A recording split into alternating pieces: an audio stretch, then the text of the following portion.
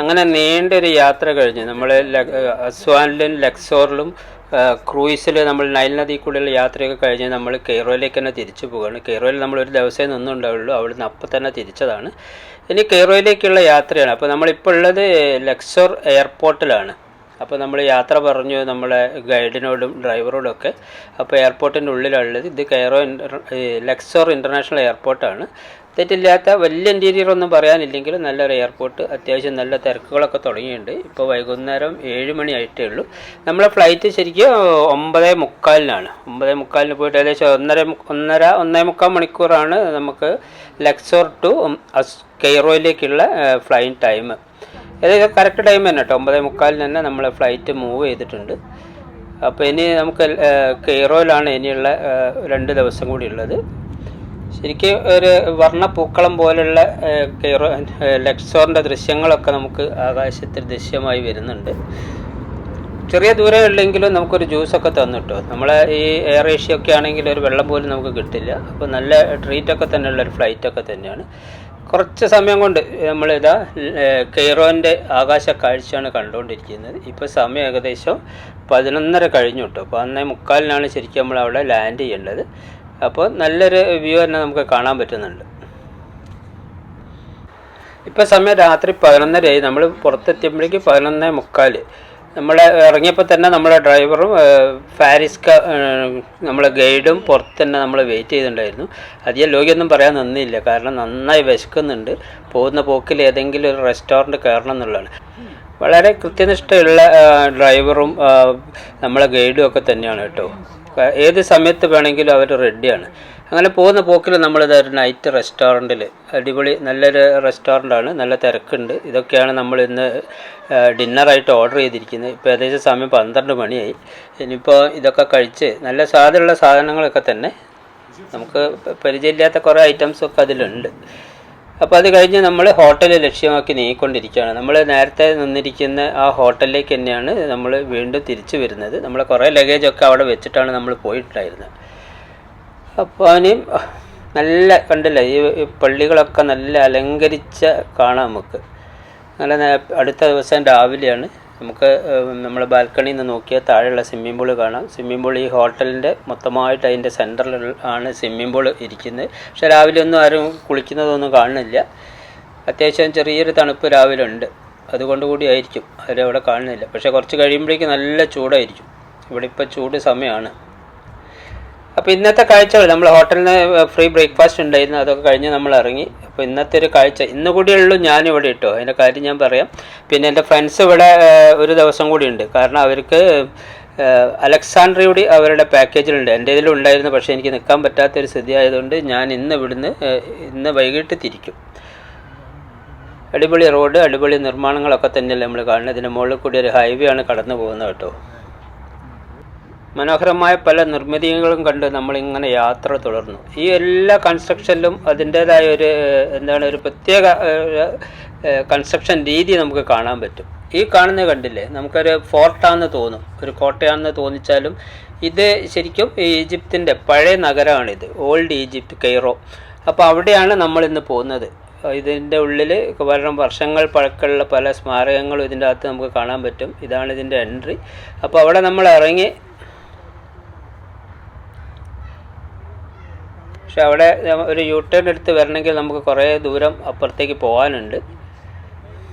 ഇത് കണ്ടില്ലേ, വാഹനങ്ങളുടെ നീണ്ട നിര, ഇതൊക്കെ ഇവിടേക്കുള്ള സന്ദർശകരാണ്. ഇതിൻ്റെ എവിടെയായിട്ട് വേറെ ഒരു ഗേറ്റ് കൂടി നമുക്ക് കാണുന്നുണ്ട്. ചിലപ്പോൾ നമുക്ക് അവിടെ എവിടെയെങ്കിലും വണ്ടി നിർത്തിയിട്ട് അതിലെ കയറാൻ പറ്റുമായിരിക്കും. ഇവിടെ ഒരു ഗേറ്റ് ഉണ്ട്. എത്ര കിലോമീറ്റർ പോലെ ഈ ഒരു വാള് നമ്മൾ കണ്ടിട്ടോ. അത്രയും ഇതിൻ്റെ ഉള്ളിലാണ് ശരിക്കും ഈ ഓൾഡ് നഗരം സ്ഥിതി ചെയ്യുന്നത്. അപ്പോൾ അത് ഈജിപ്തിൽ വന്നാൽ അത് കാണാതെ പോകുന്നത് വലിയ നഷ്ടമായിരിക്കും എന്നാണ് നമ്മളുടെ ഫാരിസ് പറഞ്ഞിരിക്കുന്നത്. അങ്ങനെ നമ്മളിപ്പോൾ ഉള്ളത് ഈ ഈജിപ്തിൻ്റെ പുരാതന നഗരത്തിൻ്റെ കവാടത്തിൻ്റെ മുന്നിലാണ്. ഈ കവാടം തന്നെ കണ്ടില്ല, അതിൻ്റെ ആ ഒരു വർക്കുകളൊക്കെ കണ്ടാൽ തന്നെ അവരുടെ ഒരു കൺസ്ട്രക്ഷൻ രീതി, അതിൻ്റെ സ്റ്റൈല് നമുക്ക് മനസ്സിലാവും. ഉള്ളോട്ട് കയറുമ്പോൾ നമ്മൾ കാണുന്നത് ഒരു പഴയ മോസ്കാണ്. ഈ മോസ്ക് രണ്ടാമത് പുതുക്കി പണിതതാണ്, അതുകൊണ്ടാണ് അത്രയും ഭംഗിയായിട്ട് നിൽക്കുന്നത്. നമ്മളുടെ ഗൈഡ് കുറേ കാര്യങ്ങളൊക്കെ നമുക്ക് വിശദീകരിക്കുന്നുണ്ട് കേട്ടോ, ഇതിനെപ്പറ്റി ചരിത്രങ്ങളൊക്കെ. 32 BC and defeated Cleopatra and occupied Egypt, and Alexandria was the capital at that time. ഈ BC 32 ആ കാലഘട്ടത്തിലൊക്കെ ഗ്രീക്കുകാരായിരുന്നു ശരിക്കും ഈജിപ്ത് ഭരിച്ചുകൊണ്ടിരുന്നത്. അതിനുശേഷം BC 32 റോമൻകാർ കുടിയേറുകയും ഭരണം അവരുടെ കീഴിലാവുകയും ചെയ്തു. ശരിക്കും അന്നത്തെ ഭരണാധികാരിയായിരുന്ന ക്ലിയോപാട്രയെ തോൽപ്പിച്ചാണ് റോം അധികാരം പിടിച്ചെടുത്തത്. പുരാതന ഈജിപ്തിൻ്റെ തലസ്ഥാനം ശരിക്കും പറയുകയാണെങ്കിൽ അലക്സാണ്ട്രിയ ആയിരുന്നു. കാലശേഷമാണ് പിന്നെ കെയ്റോയിലേക്ക് ഈജിപ്തിൻ്റെ തലസ്ഥാനം മാറുന്നത്. BC 32 മുതൽ 600 AD വരെ ഈജിപ്ത് റോമൻകാരുടെ കസ്റ്റഡിയിലായിരുന്നു. BC 641 ഒരു മുസ്ലിം നേതാവായിരുന്ന മുഹമ്മദ് എന്നല്ല, അതിൻ്റെ മുന്നിൽ കുറേ വേർഡുകളൊക്കെ ഉണ്ട്, അപ്പോൾ അതൊന്നും ഇങ്ങനെ പറയുന്നതിൻ്റെ കൂടെ എനിക്ക് മനസ്സിലായില്ല. അങ്ങനെ ഈ മുഹമ്മദാണ് റോമൻ ഭരണം അവസാനിപ്പിക്കുകയും അതൊരു ക്രിസ്ത്യൻ രാജ്യമായിരുന്നു. ആ രാജ്യത്തെ പിന്നീട് മുസ്ലിം രാജ്യമായി പരിവർത്തനം ചെയ്തതും ഈ മുഹമ്മദ് പറഞ്ഞ ആ മുസ്ലിം ലീഡറായിരുന്നു. ഇത്രയൊക്കെയാണ് ഇങ്ങനെ പറഞ്ഞതിൽ നിന്ന് എനിക്ക് മനസ്സിലായ കാര്യങ്ങൾ. ഇതിൽ തെറ്റെന്തെങ്കിലും സംഭവിച്ചിട്ടുണ്ടെങ്കിൽ നിങ്ങൾ തിരുത്തണം, കമൻറ്റ് ചെയ്യണം. പണ്ട് ഈ സ്ഥലം അറിയപ്പെട്ടിരുന്നത് അൽ കാഹിറ എന്ന പേരിലായിരുന്നു. അത് പിന്നീട് ലോപിച്ചാണ് കെയ്റോ എന്നായിട്ട് മാറിയത്. കെയ്റോൻ്റെ ഓൾഡ് സിറ്റിയുടെ ഉള്ളിലാണ് ഞാനുള്ളത്. എൻ്റെ ബാക്കിൽ കാണുന്നത് അവിടുത്തെ ഒരു പഴയ മോസ്കാണ്. അതിന് 1000 വർഷം പഴക്കമുണ്ട്. അപ്പോൾ ആ മോസ്കിൻ്റെ പരിസരത്തൂടെയാണ് ഞാനുള്ളത്. ഇതിൻ്റെ ഫ്രണ്ടിലൊക്കെ ആയിട്ട് ഇതാ പുതിയ കൺസ്ട്രക്ഷനൊക്കെ നടക്കുന്നുണ്ട് ഒരുപാട്. ഇതിൻ്റെ ഫ്രണ്ടിലൊക്കെ ആയിട്ട് നമുക്ക് കാണാം പോലീസ് പട്ടാളം ഒക്കെ കാവൽ നിൽക്കുന്ന ഒരു സ്ഥലം കൂടിയാണ്. ഈ മോസ്ക് ഒരുപാട് കാലം ഇത് അടഞ്ഞു കിടക്കുകയും മിസ്യൂസ് ചെയ്തുകൊണ്ടിരിക്കുന്ന ഒരു മോസ്കായിരുന്നു. പക്ഷെ അത് റിന്യൂ ചെയ്തത് പാകിസ്ഥാനികളും ഇന്ത്യക്കാരും എല്ലാം കൂടിയിട്ടാണെന്നാണ് അതിൻ്റെ ചരിത്രം പറയുന്നത്. അങ്ങനെയാണ്. വളരെ ഫേമസ് ആയ 2 മിനാരങ്ങളുണ്ട് കേട്ടോ ഈ പള്ളിക്ക്. ഒന്ന് അവിടെ കണ്ടു, ഒന്ന് നമ്മളിവിടെ കണ്ടു. ഈ ആദ്യം കണ്ടതാണ് ഫാത്തിമിഡ് ഡൈനാസ്റ്റിയാണ്. സിയ ആ സ്റ്റൈലിലാണ് അത് ഉണ്ടാക്കിയിരിക്കുന്നത്.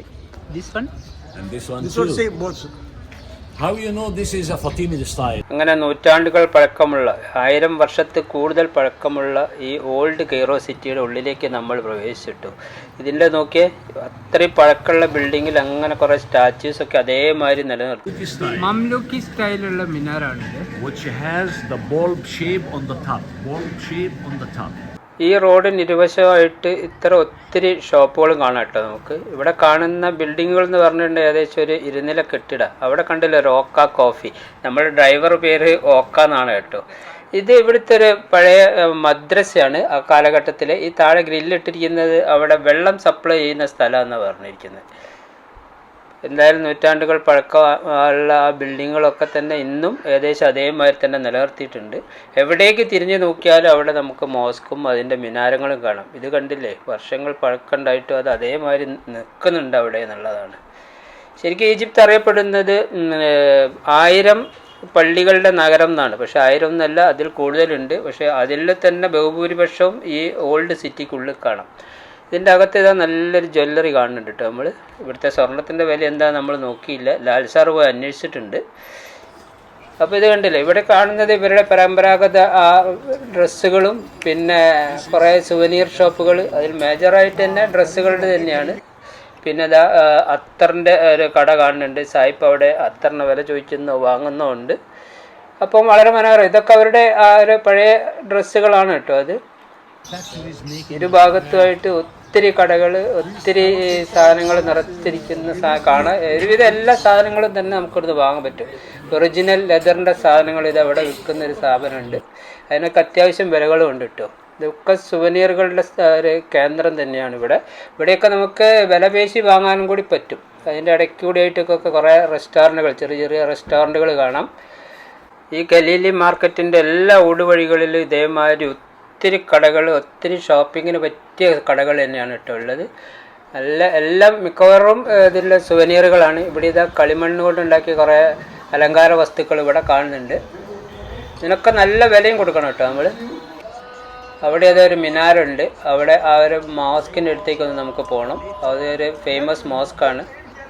ഇപ്പം നമ്മളുള്ളത് അൽ അസർ മസ്ജിദിൻ്റെ ഫ്രണ്ടിലാണ്. ഇത് 970 മധ്യേ ഫാത്തിമിത്ത് ഖലീഫകളുടെ ഭരണകാലത്താണ് ഇത് നിർമ്മിച്ചത്. ഇതിന് മുൻകൈയെടുത്തത് അൽ മുയ്സിസ് ലിദിൻ ഹല്ലാഹി എന്ന് പറഞ്ഞിരിക്കുന്ന ഒരു വ്യക്തിയാണ്. ഇസ്ലാമിക ശാസ്ത്രത്തിൻ്റെയും വിദ്യാഭ്യാസത്തിൻ്റെയൊക്കെ ഒരു സുപ്രധാന കേന്ദ്രം കൂടിയാണ് ഇത്. ശരിക്ക് അൽ സഹാറ എന്ന ആ പേരിൽ നിന്നാണ് അൽ അസർ ഉണ്ടായത്. ഇതിൻ്റെ ശരിക്കും അതിൻ്റെ നെയിം ഇല്ലുമിനേറ്റഡ് എന്നാണ് അതിൻ്റെ അർത്ഥം വരുന്നത്. ഇതിൻ്റെ ആർക്കിടെക്ചറൽ വർക്കുകളൊക്കെ അതിമനോഹരമാണ് കേട്ടോ. ഇതിൻ്റെ പ്രവേശന കവാടമൊക്കെ അതിമനോഹരമാണ്. 3 മിനാരം കാണാം അവിടെ. അത് 3 ടൈപ്പിലാണ് കാണുന്നത്. ഇതിൻ്റെ പ്രധാന ഹാളും പ്രാർത്ഥനാ മുറിയും അതിൻ്റെ ഉള്ളിലേക്ക് നമുക്ക് കയറാൻ പറ്റിയില്ല. അതൊക്കെ ഭയങ്കരമായിട്ടുള്ള അലങ്കാരപ്പണികളോട് കൂടിയുള്ളതാണെന്നാണ് പറയുന്നത്. 975 സ്ഥാപിതമായ മസ്ജിദുമായി ചേർന്ന് പ്രവർത്തിക്കുന്ന ലോകത്തിലെ ഏറ്റവും വലിയ സർവകലാശാലകളിൽ ഒന്നാണ് അൽ അസർ യൂണിവേഴ്സിറ്റി. കെയ്റോയിലെ പഴയ നഗരത്തിൽ നിന്ന് നമ്മൾ യാത്ര തുടർന്നു കേട്ടോ. ഇന്നൊരു ദിവസമേ എനിക്കിനി ബാക്കിയുള്ളൂ. അതുകൊണ്ട് പരമാവധി സ്ഥലങ്ങൾ കാണാമെന്നുള്ള. ഇപ്പം നമ്മൾ പോയിക്കൊണ്ടിരിക്കുന്നത് ഫോർട്ട് സലാദിൻ്റെ ഭാഗത്തൂടെയാണ്. അപ്പോൾ പറ്റുകയാണെങ്കിൽ ഇവിടെ നിന്ന് കയറാം. പക്ഷെ ഇന്ന് ഇവിടേക്ക് എന്താ ഉള്ളിലേക്ക് പ്രവേശനം ഇല്ല എന്ന് പറഞ്ഞു കേട്ടു. എന്തായാലും നമ്മൾ പോയി നോക്കാം, നമുക്കതൊന്ന് കാണുകയും ചെയ്യാമല്ലോ. അപ്പോൾ ഈ സലാഹുദ്ദീൻ കോട്ട എന്ന് പറഞ്ഞാൽ 12-ാം നൂറ്റാണ്ടിൽ സലാഹുദ്ദീൻ അൽ അയ്യൂബി എന്ന ഒരു പ്രമുഖ സുൽത്താനാണ് നിർമ്മിച്ചിരിക്കുന്നത്. ക്രിസ്ത്യൻ കൊറസോൾ സൈന്യത്തിൻ്റെ ആക്രമണങ്ങളിൽ നിന്ന് ഈജിപ്തിനെ രക്ഷിക്കുക എന്നുള്ളതായിരുന്നു അതിൻ്റെ ഉദ്ദേശം. 1176 ആരംഭിച്ച് 1183 ഈ സലാഹുദ്ദീൻ കോട്ടയുടെ നിർമ്മാണം നടന്നിരുന്നത്. മുഖ്യമായ സവിശേഷത എന്ന് പറഞ്ഞാൽ കൊത്തുപണികളും വലിയ മതിലുകളും പിന്നെ ഉറപ്പുള്ള വലിയ ഗോപുരങ്ങളും ഒക്കെയാണ് ഈ ഒരു കോട്ടയുടെ പ്രത്യേകത എന്ന് പറയുന്നത്. ഇതിൻ്റെ ഫ്രണ്ടിലായിട്ട് തന്നെ സ്ഥിതി ചെയ്യുന്നതാണ് മുഹമ്മദ് അലിയുടെ ഒരു മസ്ജിദ് ഉണ്ട്. ഏറ്റവും പ്രശസ്തമായ 19-ാം നൂറ്റാണ്ടിലെ ഒരു സ്മാരകം കൂടിയാണ് ഇത്. ഒട്ടോമൻ പടയാളി മുഹമ്മദ് അലി പാഷ ആണ് ഈ മസ്ജിദ് നിർമ്മിച്ചതിന്. ഇത് ഈ പറഞ്ഞ മാതിരി ആർക്കിടെക്ചറൽ വിസ്മയം തന്നെയാണ് കേട്ടോ. ഗൈഡ് പറഞ്ഞ പോലെ തന്നെ ഇന്ന് ഇങ്ങോട്ടേക്ക് പ്രവേശനം ഇല്ല കേട്ടോ. സഞ്ചാരികളൊക്കെ മടങ്ങി പോവുകയാണ്. നമ്മൾ കാണുന്നത് അത് ആ മോസ്കിന്റെ മിനാരങ്ങളാണ്. നമ്മളെ പാക്കേജിൽ ഇൻക്ലൂഡ് അല്ല ശരിക്കും ഈ ഫോർട്ട് കാണലൊന്നും. പക്ഷെ അത് നമ്മൾക്ക് ഇവർ ചെയ്തു തന്നിട്ടുണ്ട്. അപ്പം അങ്ങനെയുള്ള കുറേ സൗകര്യങ്ങളൊക്കെ ഉണ്ട്. പിന്നെ നമ്മൾ തിരഞ്ഞു കണ്ടുപിടിക്കേണ്ട ബുദ്ധിമുട്ടുകളൊന്നുമില്ല. വളരെ എക്സ്പെർട്ട് ട്രാവൽസ് ആണ്, നാച്ചുറൽ ട്രാവൽസ് കേട്ടോ. ആർക്കെങ്കിലും ആവശ്യമുണ്ടെങ്കിൽ കൂടുതൽ വിവരങ്ങൾ അറിയണമെങ്കിൽ എന്നെ കോൺടാക്ട് ചെയ്താൽ മതി. എല്ലാ ഡീറ്റെയിലും ഞാൻ ഷെയർ ചെയ്യാം. ഫോട്ടോ എടുക്കാം. ഈ നോമ്പിനിടയിൽ ഇവിടെ ഫുഡുകൾ കിട്ടാൻ ബുദ്ധിമുട്ടാണ് കേട്ടോ. അപ്പോൾ നമ്മളെ ടൂർ ഗൈഡ് ഒരു പ്രത്യേക സ്ഥലത്ത് വന്നിട്ട് നമുക്ക് ഫുഡൊക്കെ ഏർപ്പാടാക്കി. അപ്പോൾ ഞാനത് കാണിക്കാം.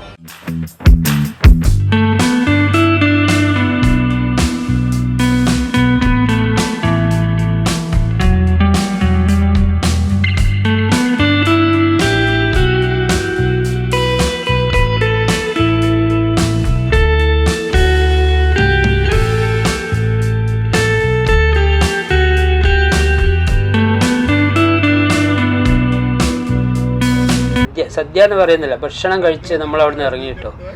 ഫ്രൂട്ട്സ്, സലാഡ്സ്, പിന്നെ എന്താണ് എല്ലാ ഡെസേർട്സ്, അങ്ങനെയുള്ള ഒരുപാട് ഐറ്റംസ് അടങ്ങിയ നല്ലൊരു ഫുഡും കഴിച്ച് നമ്മൾ ഇറങ്ങി. ഈ ഫുഡ് കഴിച്ചിറങ്ങിയപ്പം ലാൽ സാറൊക്കെ ഉള്ളിൽ ഉറങ്ങിക്കിടക്കുന്ന കലാകാരനൊക്കെ ഉണർന്ന് പാട്ടുകളൊക്കെ അവിടെ നിന്ന് ഇങ്ങനെ പാടിക്കൊണ്ടിരിക്കുന്നുണ്ട്.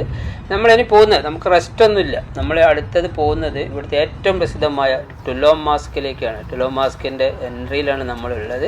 അപ്പോൾ ഈ മാസ്കും ഈ പറഞ്ഞമാതിരി ചരിത്രപ്രധാനമായ ഒരു സ്ഥലമാണ്. അപ്പോൾ അതുകൂടി ഒന്ന് നമുക്ക് കണ്ടുപോകാം. ഇവിടുത്തെ ഒരു പ്രത്യേക ആകർഷണം എന്ന് പറയുന്നത് ഇവിടുത്തെ ഒരു മിനാരത്തിൻ്റെ മുകളിൽ ഏറ്റവും ടോപ്പ് വരെ നമുക്ക് പോകാമെന്നുള്ള. അതിൻ്റെ മുകളിൽ എത്തിക്കഴിഞ്ഞാൽ മിക്കവാറും സ്ഥലങ്ങൾ കാണാം.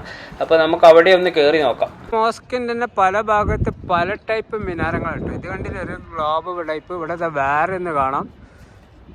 ഇത് ഇവിടുത്തെ ഈജിപ്തിലെ ഏറ്റവും വലിയ മിനാരം. ഇത് ഈജിപ്തിലെ ഏറ്റവും വലിയ മോസ്ക് കേട്ടോ. ഇതിന്റെ പേര് ഇതാണ് കേട്ടോ, ടുലോങ് മോസ്ക് ആണ് ഇത്. ടുലോങ് മോസ്ക് ഇതിന്റെ ഈജിപ്തിലെ ഏറ്റവും പഴയ മോസ്ക്. ഇത് 1200 വർഷം പഴക്കമുള്ളതാണ് കേട്ടോ ഈ മോസ്ക്.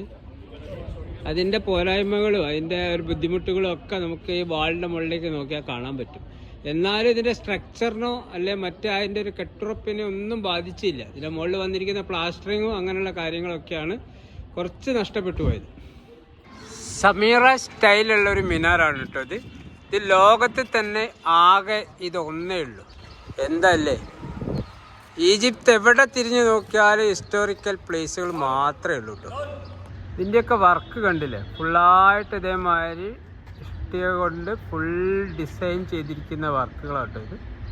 AD 870-879 കാലഘട്ടത്തിൽ അഹമ്മദ് ഇബിൻ തുലോൺ എന്ന് പറഞ്ഞ വ്യക്തിയാണ് ഈ ഒരു മസ്ജിദ് നിർമ്മിച്ചിരിക്കുന്നത്.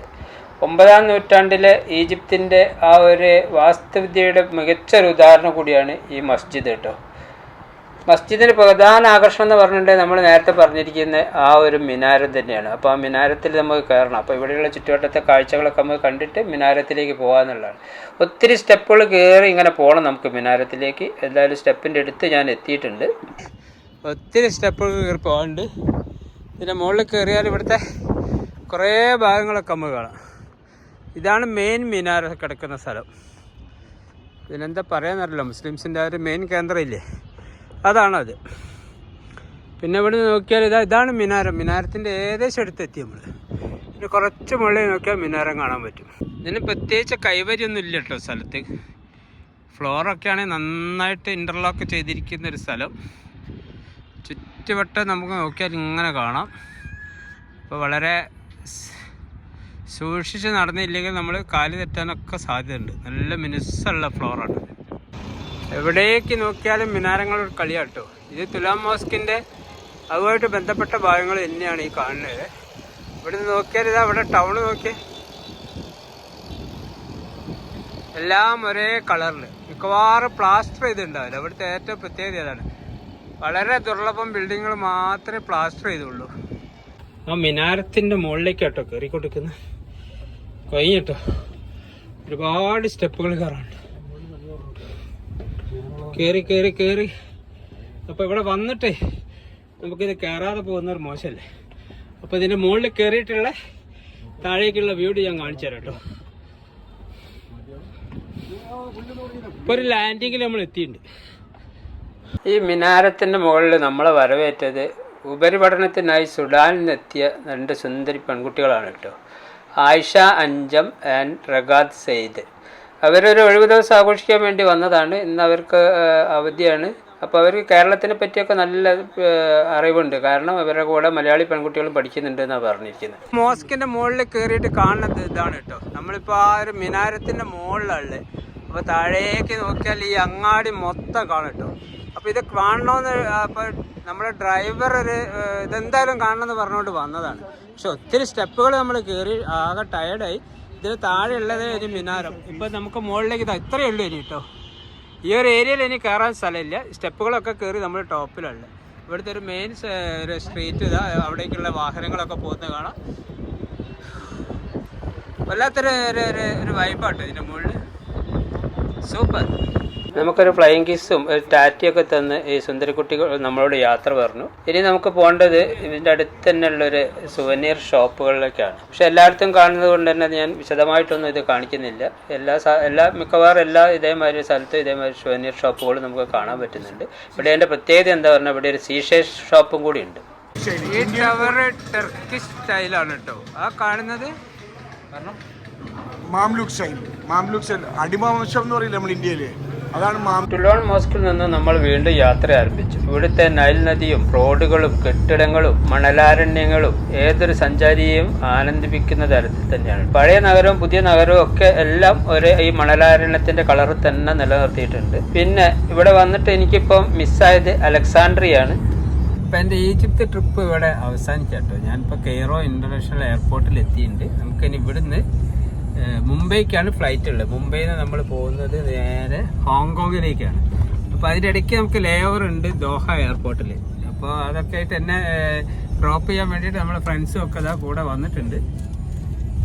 അപ്പോൾ നമ്മൾ ആ എയർപോർട്ട് പെർമിസസിലാണ്. അപ്പോൾ ഇവിടെ ഇറങ്ങും.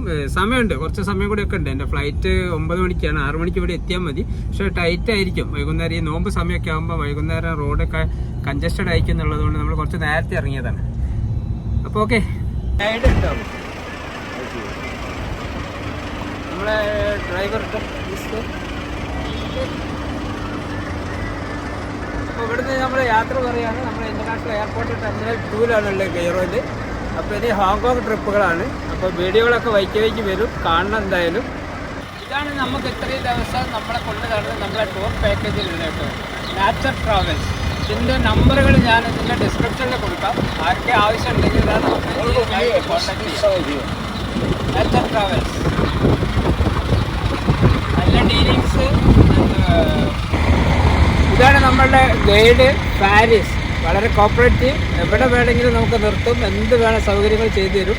അപ്പോൾ ഇങ്ങനെ നമ്പറും ഞാൻ ഡിസ്ക്രിപ്ഷനിൽ കൊടുക്കാം. ഇതാണ് നാച്ചുറൽ ട്രാവൽസിൻ്റെ ഡീറ്റെയിൽ ഇട്ട് അവരുടെ അഡ്രസ്സും അവരുടെ ഫോൺ നമ്പറും ഒക്കെ ഇതിലുണ്ട്. അപ്പോൾ ഒരു മീഡിയേറ്റർ ഇല്ലാതെ നിങ്ങൾക്ക് തന്നെ നേരിട്ട് ഇത് ബുക്ക് ചെയ്യാൻ പറ്റും. എൻ്റെ അഭിപ്രായത്തിൽ വിശ്വസിക്കാം. പിന്നെ നിങ്ങളത് ഡിസ്കസ് ചെയ്തിട്ട് റേറ്റിലൊക്കെ നിങ്ങളെത്തണം.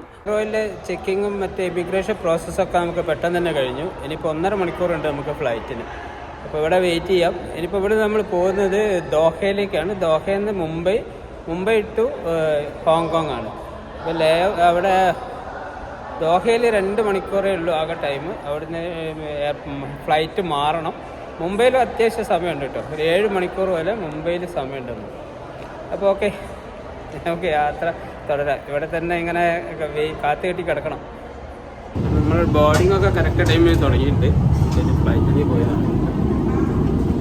ഖത്തർ എയർവേസിലാണ് കേട്ടോ നമ്മൾ ഇവിടുന്ന് കെയ്റോന്ന് ദോഹയിലേക്ക് പോകുന്നത്. അപ്പോൾ ഇതൊരു സെമി ലക്ഷറി ഫ്ലൈറ്റ് തന്നെയാണ്. നമുക്ക് ഡിന്നറായിട്ട് അത്യാവശ്യം തെറ്റില്ലാത്ത ഫുഡൊക്കെ കൊണ്ടു തന്ന ഒപ്പം കൊക്കോകോല ഡ്രിങ്ക്സും ഉണ്ട്. ഞാനൊരു ഷാറുഖ് ഖാൻ്റെ പടമൊക്കെ കണ്ടിരുന്നു. അങ്ങനെ നമ്മൾ ദമാം എയർപോർട്ടിൽ എത്തിട്ടോ. ഈ വഴി ഞാൻ ആദ്യമായിട്ടാണ് യാത്ര ചെയ്യുന്നത്. അപ്പോൾ ഇപ്പോൾ സമയം 12:30 2 മണിക്കാണ് ഫ്ലൈറ്റ് ഉള്ളത്. കാരണം പുലച്ചയ്ക്കാണ് കേട്ടോ.